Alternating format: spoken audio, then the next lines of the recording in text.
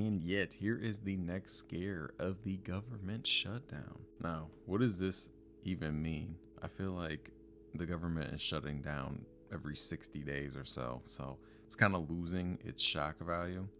But I want to go over what can we even do? Is it going to get shut down, tomorrow, the next month, the month after that?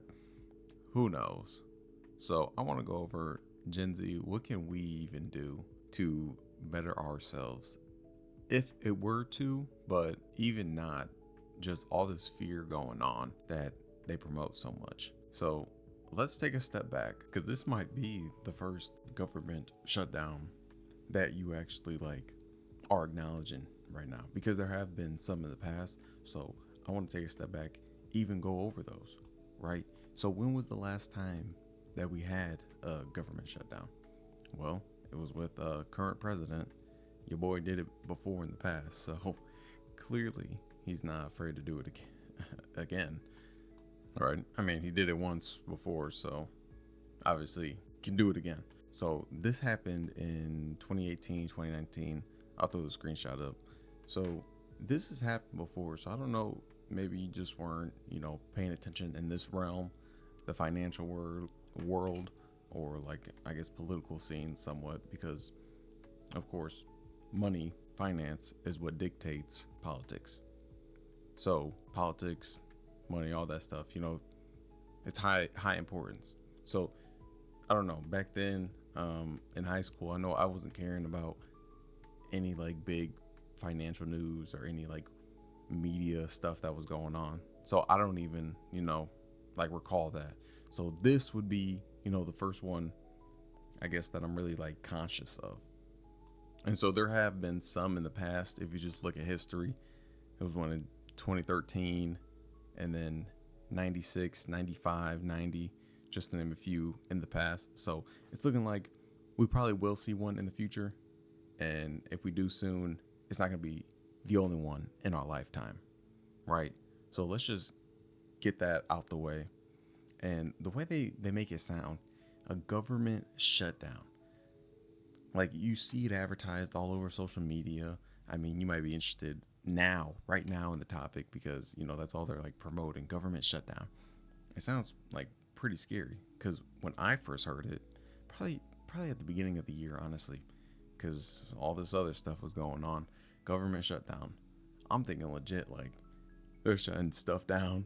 Police not gonna be working no more. Standard public stuff. Anything that's funded by the government isn't gonna be working, right? But that's not the case, and it's I hate the way that they just promote it like that, government shutdown. So let me quickly go over that.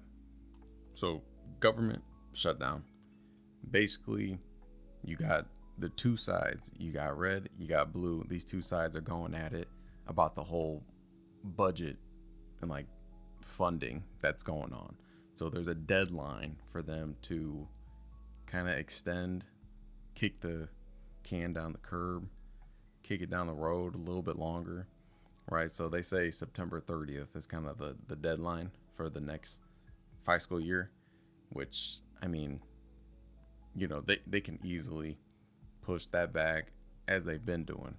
You see the debt where it's at now, over 37 some $trillion. They just keep kicking it down the road. And to me, it seems like just a big show. They have it going on to where, okay, red and blue aren't getting along with, should they increase the spending? Should they cut other stuff out? Honestly, it sounds like it's all a game, because honestly, I believe they're all playing on the same team. I think it's just to create division, which is why I'm not in politics, and that's why this isn't a political channel. This is about hardcore just numbers, zeros and ones, right? So, but we have to realize that politics are a big factor when it comes to this money game, when it comes to finances. So part of it, we have to go through what this is about. So I'm not giving opinions on no type of political stuff. That's not what I'm here for.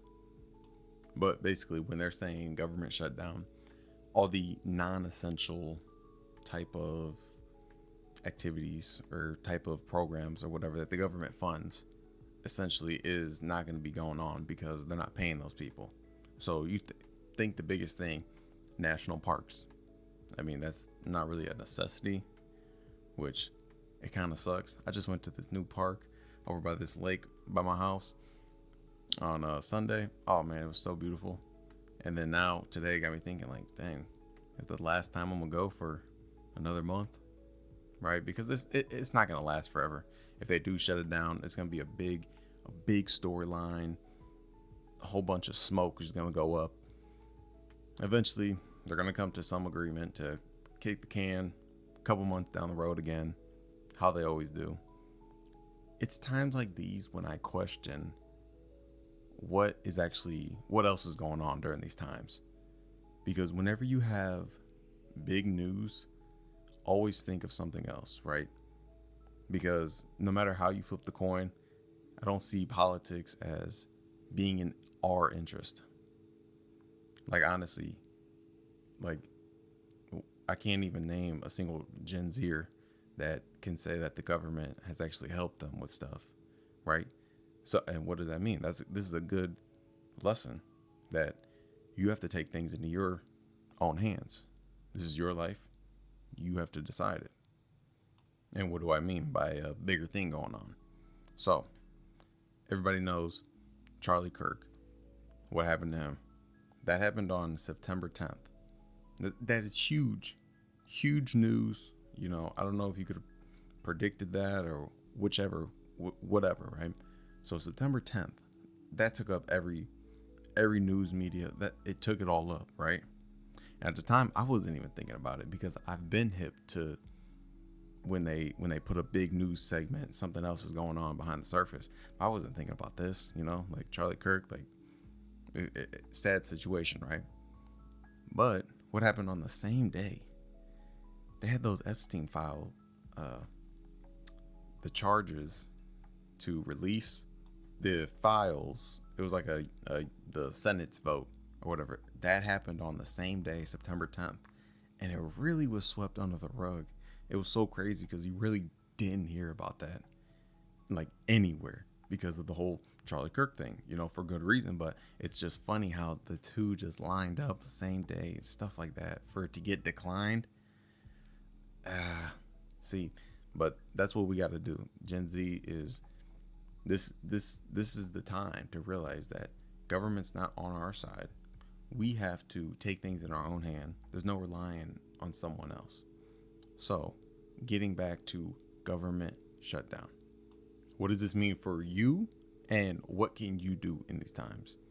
Because I'm not one of these doomers like, oh, everything's going down, life sucks. Like, no, there's stuff we can do, you know. And this is the time, you know, we're going through it right now together as a whole generation, a whole nation, when obviously times seem a little bit rougher than before, but we have to have some optimism. There's too much doom and gloom going on, man.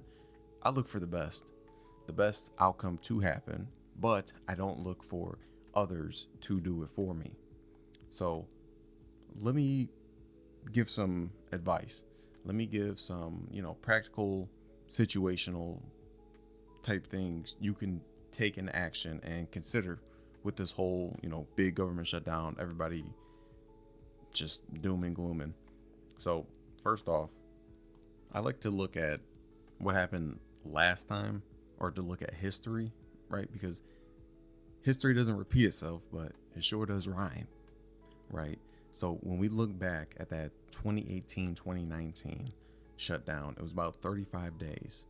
Okay, so it shut down initially December 22nd, 2018, and then that shutdown ended January 25th, 2019. So that's 30 some days, whatever, right? So when we look at the stock market, just from that span, the situation back then was low-key kind of how it was now. So just leading up to that shutdown, the markets in like Q3 Q4 2018, it was already kind of shaky, right? Because there was so much going on that the S&P had dropped like almost 20% during that time, because there was all kinds of fear and speculation going on about the Fed raising interest rates. There was the trade war going on, that whole thing with US and China. And then there was just concerns about like just slowing the global growth, right? It was kind of during that phase. Okay. So the government shutdown was on December 22nd. Then the S&P hit its bottom on December 24th.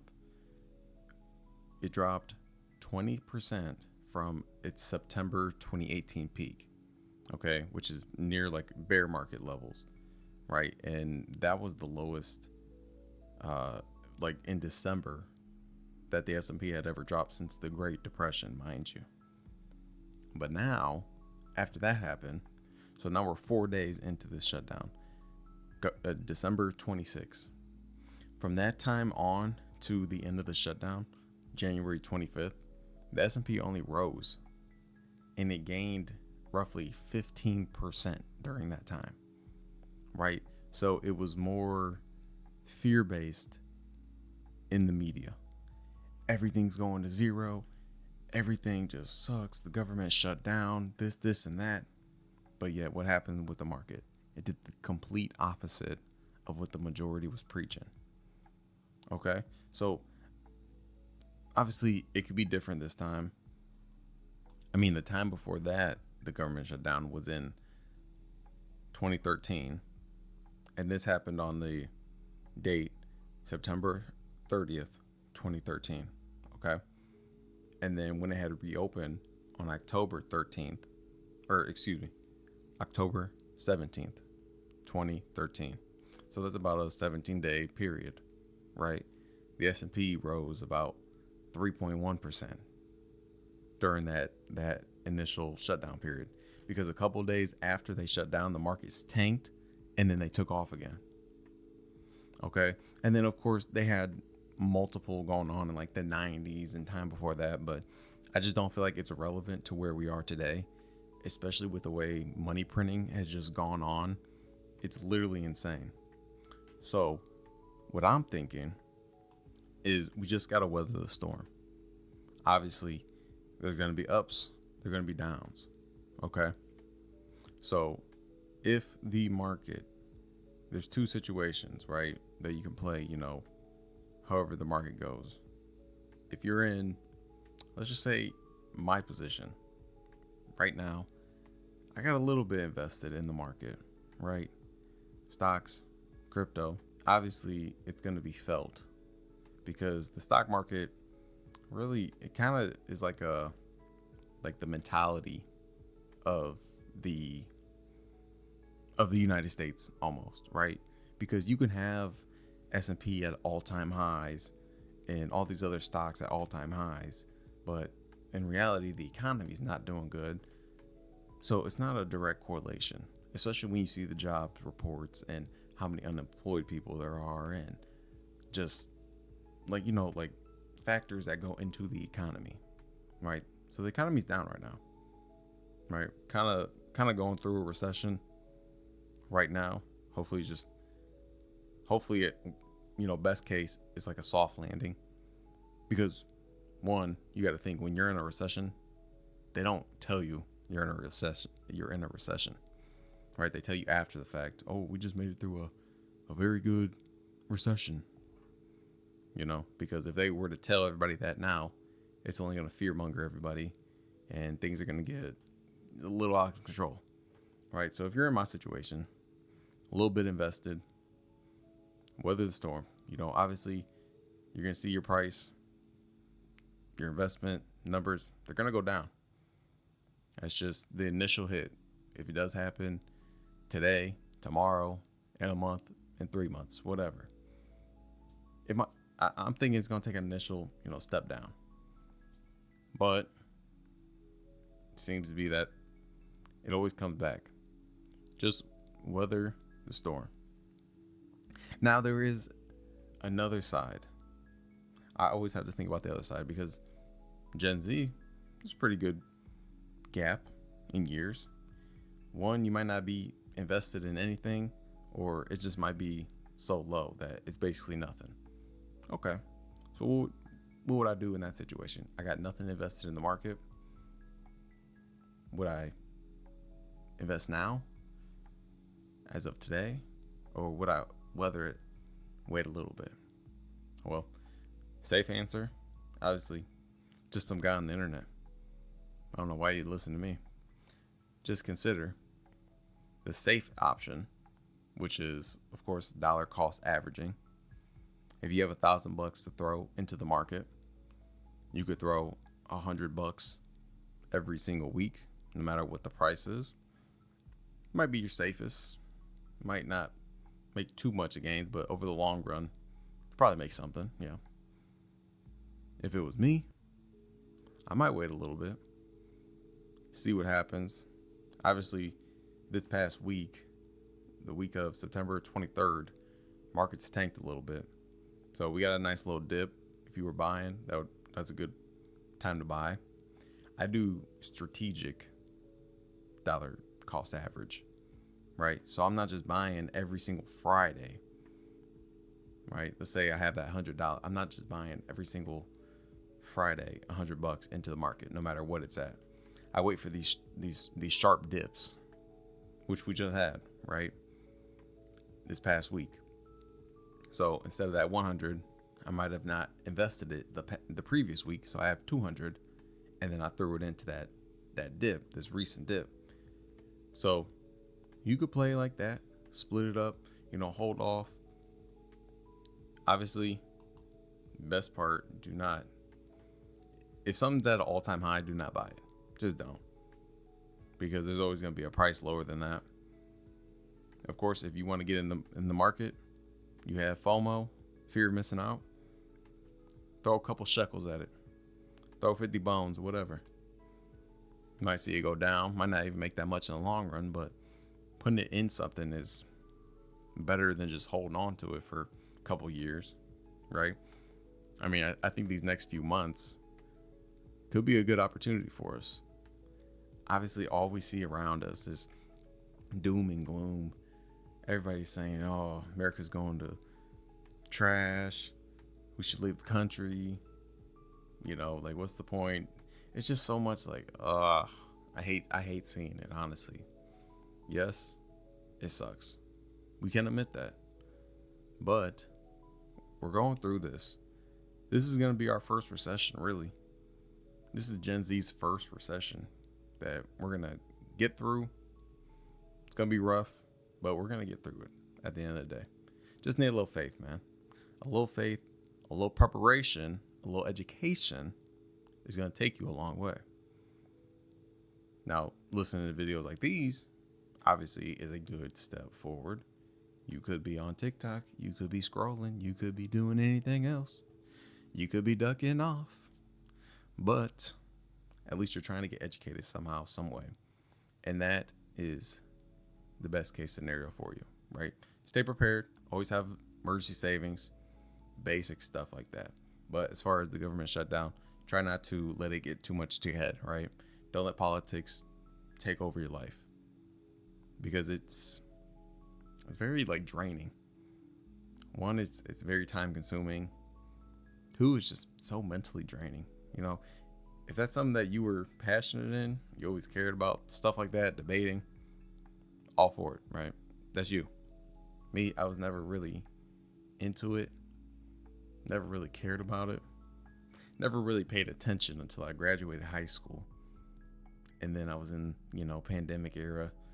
Post that few years, then it's like, okay, now I see that politics matter a lot when it comes to money and finances, and at the end of the day, freedom, our own freedom, and that's what we have to learn as Gen Z, and that's what I'm trying to promote in this channel.